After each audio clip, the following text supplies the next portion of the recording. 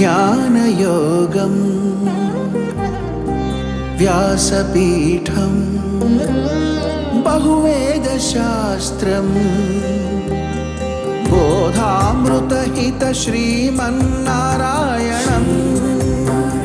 శివగౌరీ సంభాషిత సకల పురాణం అష్టాక్షరి పంచాక్షరి మంత్రావరణం అఖిల దేవతా సంస్తుతి పారాయణం జయ మంగళకరమీ ప్రవచన శ్రవణం అనుదినము శుభము సుఖము జీవన గమనం దేవరాగం జ్ఞానయోగం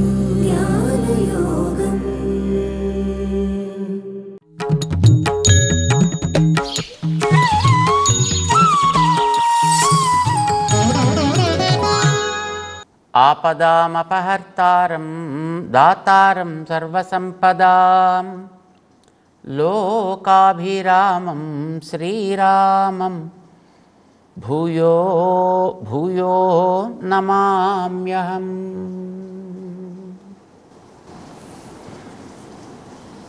జై శ్రీమన్నారాయణ. ప్రియ భగవద్బంధువులారా, దేహం యొక్క ఆరోగ్యాన్ని మనం మంచిగా చేసుకోవాలి అనుకున్నప్పుడు దానికి ఏదైనా ఇబ్బందులు ఎదురైతే కొన్ని మందులు వేస్తుంటాం. అయితే ఆ వేసే మందులు ఆరోగ్యాన్ని బాగు చేసేట్టుగా ఉండాలే తప్ప ఏదో కొండనాలికి మందేస్తే ఏదో వందనాలికి కాస్త పోయిందని వాడు ఏదో దేనికో మందు వేయకపోతే మొదటికే మోసం వచ్చేట్టుగా మందులు ఉండకూడదు. దేహం కోసం, ఇప్పుడు ఆత్మ కోసం, జీవుడి కోసం కోరుకున్నది ఉత్తమమైనటువంటి స్థితి ఆత్మ దర్శనం. ఈ ఆత్మకు ఉండేటటువంటి సకల బంధాలు తొలగిపోవాలి, ఉత్తమ గతిని పొందాలి. దానికి ముందు కోరుకునేది ఏంటి? ఆత్మ దర్శనాన్ని కావాలి అనేది అర్జునుడి యొక్క కోరిక, ఆత్మ సాక్షాత్కారం. దానికి సాధనాన్ని చెప్తున్నాడు కృష్ణుడు. యోగాన్ని అవలంబించవయా అన్నాడు ఆయన. ఆ యోగం అంటే సామ్య దర్శనము అని దాని గురించి ఓ 4 స్థితులని చెప్పాడు. ఏంట 4 స్థితులు అంటే, మొట్టమొదట ఆత్మలని సమానంగా ఉంటాయి. ఆత్మలకి ఏ దోషం అంటదు. ఆత్మలని భగవంతుడితోటి కూడా సమానంగా ఉంటాయి. అంతేకాదు ఈ ఆత్మలు అన్నీ నడిపించేవాడు ఒక్కడే కనుక ఎవడికి ఎక్కడ ఏ సుఖ దుఃఖాలు కలిగినా అవి తనవిగా భావించగలిగేటంత పరిపాక స్థితిని వీడు పొందుతాడు. ఈ స్థితి కావాలయా? ఇది సామ్య దర్శనము అని పేరు దీనికి. ఈ సామ్య దర్శనం అది ఏర్పడితే వాడికి ఆత్మసాక్షాత్కారం వెంటనే కలుగుతుంది, ఆత్మదర్శనం ఏర్పడుతుంది అని చెప్పాడు ఆయన. సో ఇప్పుడు వీడికి ఇవి అడ్లు ఉన్నాయి. ఇప్పుడు వీడికి ఆత్మకి వీడికి ఆ రకరకాలైనటువంటి కర్మల యొక్క లేపన ఉంది వీడికి. ఇది పోవాలి. అప్పుడు వీడికి మొత్తం సర్వము సమానము అనే విషయం తెలియాలి. ఆ తర్వాత వీడికి చేసేటువంటి ఆచరణ అంతా సవ్యంగా సాగాలి. తర్వాత ఫలితం లభిస్తుంది. కానీ ఈ లభించే మధ్యలో కనుక వీడికి ఏమైనా ఇబ్బంది వస్తే, ఇప్పుడు ఇంత తెలిసి ఇంత చేసిన తర్వాత అది లభించే లోపులో, ఆ స్థితికి వీడు ఎదిగే లోపులో మధ్యలో ఏమైనా ఇబ్బంది వచ్చినా, చేసింది సవ్యంగా సాగకపోయినా, లేదు సాగిన తర్వాత ఎక్కడో మధ్యలో ఆగిపోయినా, మధ్యలో ఆగకపోయినా పూర్తయిన తర్వాత ఫలితం అందుకునే లోపులో వీడు దాంట్లోంచి ఏదో రకంగా వీడు ఏదో చనిపోవడం లాంటిది ఏమైనా జరిగిన, దేహంలోంచి విడుదల కావడం లాంటివి జరిగిన, ఏమవుతుంది వీడికి గతి? ఇది అర్జునుడికి వచ్చినటువంటి సంశయం. ఈ సంశయాన్ని నాకు తొలగించాల్సింది అని కృష్ణుడిని ప్రార్థన చేశాడు ఆయన. నీకంటే నాకు ఇది తొలగించగలిగిన వాడు ఎవడు మరి ప్రపంచంలో లేనే లేడయ్యా ఎందుకంటే మిగతా వాళ్ళకి ప్రకృతిలో ఉండేటువంటి కొన్ని స్థానాల గురించి తెలుసును, అక్కడ ఉండేటువంటి ఆనందాది అనుభవాల గురించి తెలుసును, అక్కడ ఉండే జీవుల గురించి కూడా కొంత గొప్ప తెలిసి ఉండొచ్చును. కానీ ఆత్మవిషేకమైనటువంటి ఫలితాన్ని గురించి చెప్పగలిగిన వాడివి నువ్వు ఒక్కడివే కనుక నువ్వు నాకు ఈ సంశయాన్ని తొలగించాల్సింది. ఈ తొలగితే ఏమవుతుంది? నేను ఆత్మదర్శనం కలవాడిని అవుతాను. అప్పుడు నేను మంచి కర్మ ఆచరణ చేస్తాను, నేను కూడా మంచి యోగిని అవుతాను. నేను కర్మాచరణ చేస్తాను. నేను తద్వారా మిగిలినటువంటి కర్మశేషాన్ని అంతటి కూడా తొలగించుకుంటా, తర్వాత భగవత్ సన్నిధానాన్ని పొందుతా. సరే, ఇప్పుడు నీకు ఎందుకు వచ్చిందయ్యా ఈ డౌటు అంటే, మరి మధ్యలో కనుక పోతే ఇప్పుడు వీడిని ఏంటవుతాను నేను అని కదా. దానికి 40వ శ్లోకం దగ్గరించి శ్రీకృష్ణుడు చక్కటి ప్రోత్సాహం గతంలో 2వ అధ్యాయంలో ఒకసారి ఇచ్చాడు ఆయన. 2వ అధ్యాయంలో కూడా 40వ శ్లోకంలోనే, ఈ 6వ అధ్యాయంలో కూడా మళ్ళీ 40వ శ్లోకంలోనే మంచి సమాధానాన్ని, మంచి ప్రోత్సాహాన్ని. మంచి అనేది ఎప్పుడు ఎంతెంత చేస్తే అంతంతే లాభము, పూర్తి అయిన తర్వాతే అనేటువంటి ప్రశ్న లేదు. చెడు పనులకైతే, స్వార్థంతో కూడుకున్న కార్యాలు కనుక అయినట్టయితే, కామ్యమైనటువంటివి ఏమైనా అయినట్టయితే, సవ్యంగా కనుక మనం చేయలేకపోతే, ఎక్కడైనా లోపాలు కనుక కలిగినట్లయితే, అందులో ఏమైనా కాస్తో కూస్తో చెడు కలిసినట్లయితే అది సత్ఫలితాన్ని ఇవ్వదు. సరికదా, వీడికి ఉండే స్థితిని కూడా మొత్తం పోయేటట్టు చేసి వీడికి ఉపద్రవాన్ని కలిగిస్తుంది. అది ఇతరమైనటువంటి వాటికైతే. కానీ ఇప్పుడు నువ్వు చేసేది అట్లాంటిది కాదయ్యా, స్వరూపానికి అనురూపమైనది. నీకు తగిన పని నువ్వు చేస్తున్నావు, తగిన వ్యక్తిని ఆశ్రయించి నువ్వు పొందుతున్నావు కనుక నీకు ఇందులో ఏమీ నష్టం కాదు. ఎంతెంత చేస్తే అంతంతే నీకు మంచి లాభం. ఇప్పుడు కొన్ని రకాల మందులు ఉంటాయండి. ఆ మందులు ఇచ్చినప్పుడు డాక్టర్ చెప్తాడు, నాయనా ఈ కోర్సు నీకు 2 నెలలు వేసుకోవలేను, మధ్యలో మానేవంటే నీ కొంపలు అంటుకుంటాయి.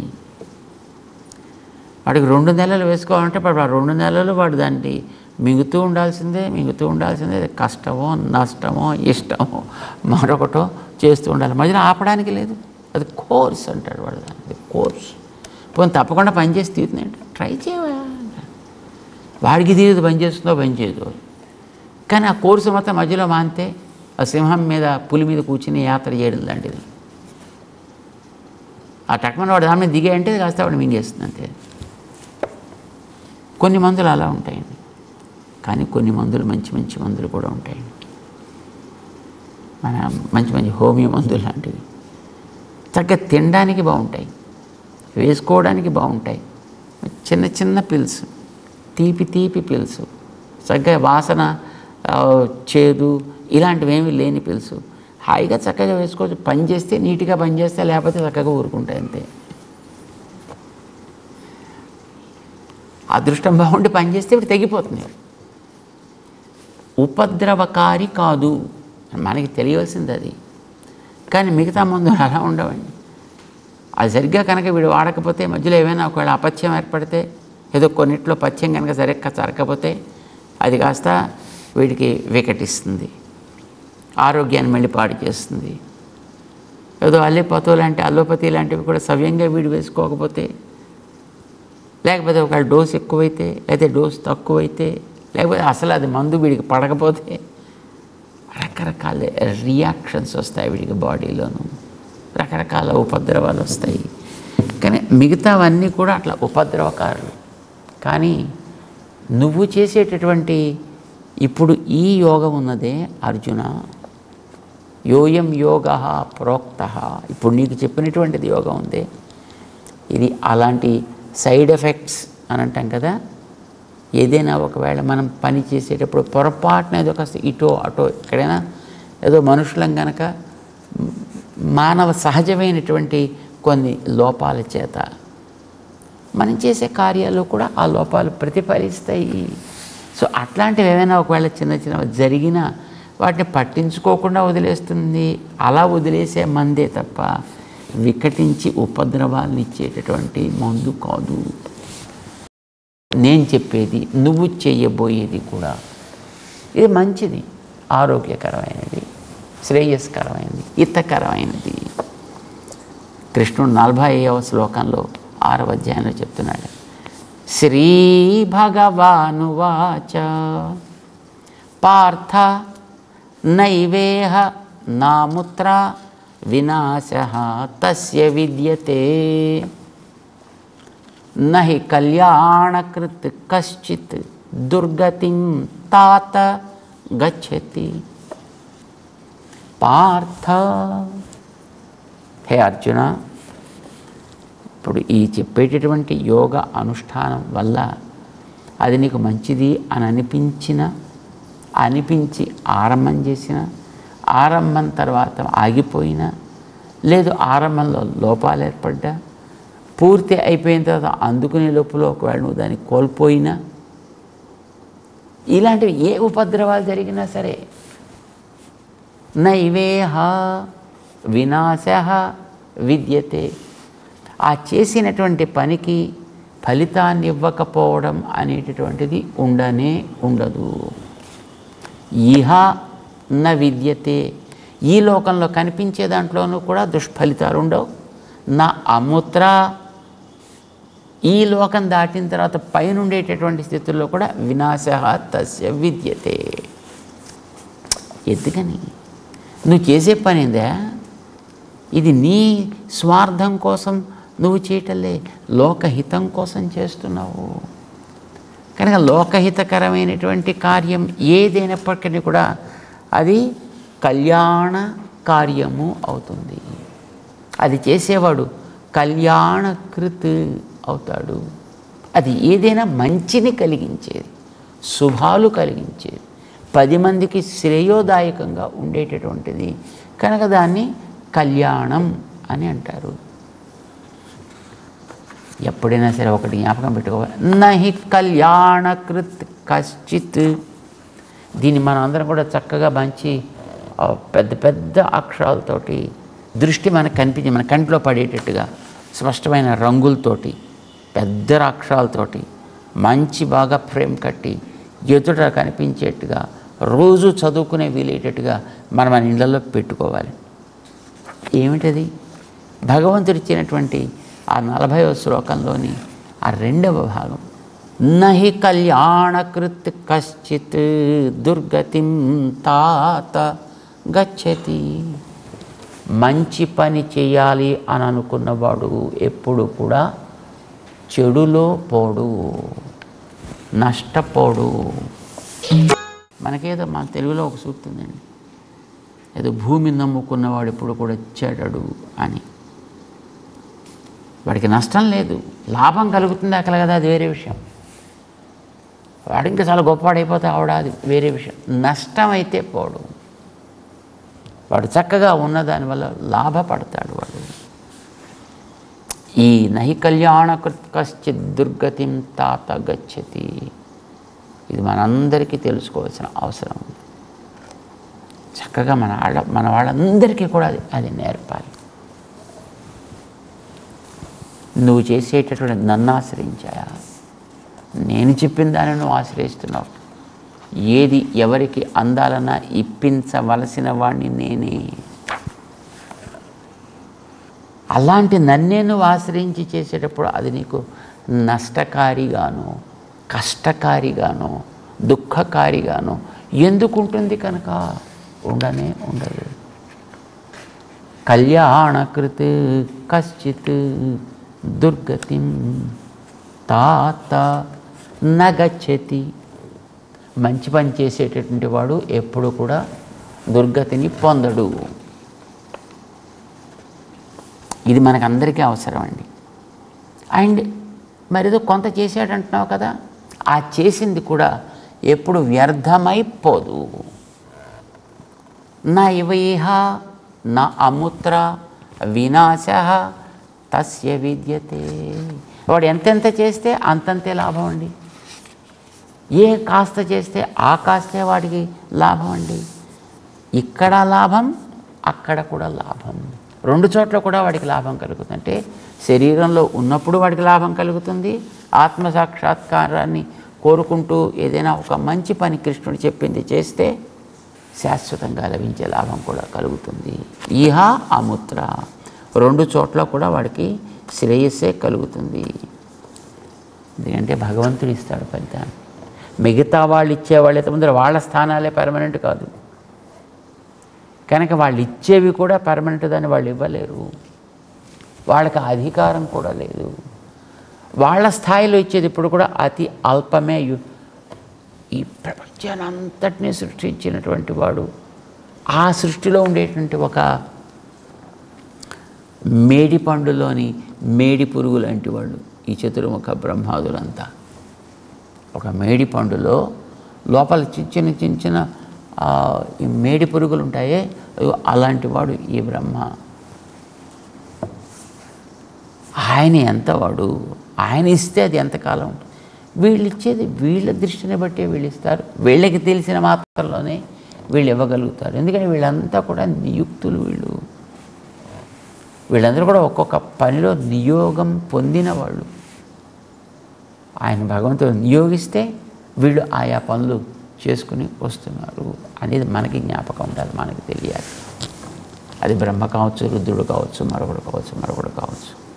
నేను ఇచ్చేటటువంటి దాన్ని ఎప్పుడు కూడా నువ్వు నష్టపోని అవసరం లేదు. ఎంతెంత చేస్తే నీకు అంతంతే వస్తుంది. నువ్వు ఇందాక భయపడ్డట్టుగా దుర్గతి రావడం అనేటటువంటి మాత్రం ఎప్పుడు ఉండదు. దుర్గతిం ఆ పిలిచేటప్పుడు కూడా సంబోధన ఎంత ప్రేమగా పిలుస్తాడు కృష్ణుడు. తాత న దుర్గతిం గచ్చతి. తాత అంటే నాన్నగారి అమ్మగారి యొక్క తండ్రులు కాదు. సంస్కృత భాషలో తాత అనే పదానికి నాన్న ఒక పసివాణ్ణి ప్రేమతోటి సాకేటప్పుడు ఆ పసివాడు ఏం చేసినా ఏమన్నప్పటికీ వాడిని ప్రేమిస్తూ ఉంటాడు. ఆ పైన ఉండేటువంటి పెద్ద ఆయన వాడికి కష్టం కలగకుండా, వాడికి నష్టం రాకుండా, వాడికి ఇంకా మంచి అలవాట్లు, మంచి సంస్కారాలు వచ్చేట్టుగా ప్రయత్నం చేస్తాడు. అర్జునుని కృష్ణుడు అట్లా చూస్తున్నాడు. అంచేత హే తాత, నాన్న మంచి చేసేవాడు ఎప్పుడు కూడా చెడిపోడయ్యా, వాడికి ఎప్పుడు నష్టం అనేటటువంటి రానే రాదు కృష్ణుడు చెప్తున్నాడు. మరి ఇందాక నేను చెప్పినట్టుగా మరి వాడు సగం చేసి వాడు పోయాడు అనుకో, మరి వాడికి ఏమవుతుంది అని అడిగాడు. No problem. ప్రాప్య పుణ్యకృతాన్ లోకాన్ ఉషిత్వా శాశ్వతీ సమాహ శుచీనాం శ్రీమతాం గేహే యోగభ్రష్టో అభిజాయతే. మనం మొట్టమొదట తీసుకుందాం మొదటి కేసు. ఇప్పుడు నేను కొన్ని కేసుల గురించి ప్రస్తావన చేశాడు ఆయన. ఏంటవి? మంచిదని అనిపించింది చెప్పిందంతా విన్నాక కానీ చేయబుద్ధి కాల, ఇంతలో ప్రాణం పోయింది. ఏమో ఇంకొక రోజు ఆగితే వీడు బుర్ర మారి తప్పకుండా అవన్నీ చేయించేద్దామని అనేవాడేమో, కానీ ఇంతలో వాడు కాస్త ప్రాణం పోయింది. ఇప్పుడు వాడు ఏంటి అవుతాడు? వాడు సగం చేసాడు. వాడు తర్వాత ఏం కావాలి అంటే ఏం తలచి వాడు అందులోంచి వాడు విచలితుడు అయ్యాడు. అది కదా మనకు కావాల్సింది. ఇప్పుడు వాడు తపస్సులో కూర్చున్నాడు, ఏదో ఆహార నియమం చెప్పారు, కొంత చేశాడు. ఇంతలో ఆ పక్కన ఎవడో పట్టుకొచ్చి మంచి గులాబ్ జామ్ పెట్టాడు. వీడికి తిందాం అనిపించింది, టక్మని తిన్నాడు, పోయింది. ఇప్పుడు వీడికి ఇప్పుడు ఏంటి అవుతాడు అంటే తిండి మీద ఆశ కలిగి కదా వీడు యోగాల నుంచి బయటకు వచ్చాడు. ఇప్పుడు ఏం చేస్తాడు తెలుసునా? ప్రాప్య పుణ్యకృతాన్ లోకాన్, వీడిని పుణ్యములు చేసి తిండి కోసం ఉండేవాళ్ళు ఎలా ఉంటారో అక్కడ తీసుకెళ్ళి పెడతారు. తిండి వల్ల కదా వీడు పాడయ్యాడు, తిండి కదా వీడిని ఆకర్షించింది, వీడి స్థాయిలోంచి వాడిని వెనక్కి దిగజార్చింది. ఏం ప్రాబ్లం లేదు. పాపం వాడి తిండి మీద కాస్త ఆశపడ్డాడు పిల్లాడు, దట్స్ ఓకే. ఇప్పుడు వీడిని తీసుకువెళ్ళి తిండి బాగా ఉండే లోకంలో పెడతా. పుణ్యకృతాన్ లోకాన్ ఉషిత్వా, అక్కడ వీడు ఉండేట్టుగా చేస్తారు. అంటే అదొక పెద్ద హోటల్. ఇంకా ఆ హోటల్లో ఇంకా వచ్చేవాళ్ళు పోయేవాళ్ళు అది ఇంటర్నేషనల్ హోటల్ అది. కనుక దాంట్లో ఇంకా వండుతూనే ఉంటారు. వీడు అక్కడ ఉంటాడనమాట. మరి ఇంటర్నేషనల్ హోటల్లోకి వచ్చేవాళ్ళు అంతా తినరు కదా. వాడికి ముందర ఇంత పళ్ళె నిండా అన్నీ పెడితే అందులో 1, 6 అలా ముట్టుకుంటాడు, మిగతా అన్నీ వదిలేస్తాడు వాడు. అది పెద్ద వాడికి అది దట్ ఈస్ ద వే. కొంతమంది ఆ పెట్టిన ఆకుల మెతుకు కూడా మిగలకుండా, ఎవరికి మిరపకాయ ముక్క కానీ కరివేపు ఆకు కానీ మిగలకుండా మొత్తం అంత క్లీన్ చేసి కొత్త ప్లేట్ అన్నట్టుగా చేసేస్తారు. కొందరికి అది అలవాటు. కానీ కొంతమంది అలా ఉండరు. వాడి చుట్టూ 10 పదార్థాలు పెడితే ఆ 10 పదార్థాలు చూస్తాడు, అందులో ఏదో ఒకటి తీసుకుంటాడు, తింటాడు, బస్ అయిపోయింది అని అంటాడు. అలాంటి బోళ్ళని ఉంటాయి. వీడిని దాంట్లోనే పెడతా. మా చిన్నప్పుడు ఒకసారి మమ్మల్ని షుగర్ ఫ్యాక్టరీ చూడడానికి తీసుకువెళ్ళారు మా స్కూల్ వాళ్ళు. అప్పుడప్పుడు తీసుకెడుతుంటారు కదా, ఏమంటారు, పిక్నిక్కా లేకపోతే స్టడీ టూరా ఏదో ఇలాంటివి ఏవో ఉంటాయి కదా. షుగర్ ఫ్యాక్టరీకి తీసుకువెళ్ళారు. సరే, లోపల చిన్నపిల్లలు కదా, చిన్నపిల్లలకి పందారు కాస్త కనిపించగా నోట్లో వేసుకోవాలనిపిస్తుంది. సో చూశారు, లోపలంతా చూస్తున్నారు. అక్కడ మంచి షుగర్ ఇలాగ ఇంత అలా పడుతూ పోతూనే ఉంది, అలా పోతూనే ఉంది. సరే, ముట్టుకోకూడదు అని కొంచెం ముట్టుకుంటే పర్వాలేదు, తీసుకోవచ్చు ఏమైనా కావాలంటే అన్నాడు కదా అని తలో కాస్త ఒక్కొక్క కాస్త తీసుకుని నోట్లో వేసుకున్నారు. సరే, ఇప్పుడంటే ఇక్కడ వేసుకుంటా, బయటికి వెళ్ళాక ఉండదు కదా, కాదు ఎందుకని మంచి తీసేవాడు జేబులో పోసుకున్నాడు. ఆ పక్కనే నిలబడ్డాను. వెళ్ళరా, తీసే జేబులోది. ఇక్కడ కూర్చుని నువ్వు ఎంత తినగలిగితే అంత తిని, నిన్ను ఎవ్వడు ఏమీ అనడు.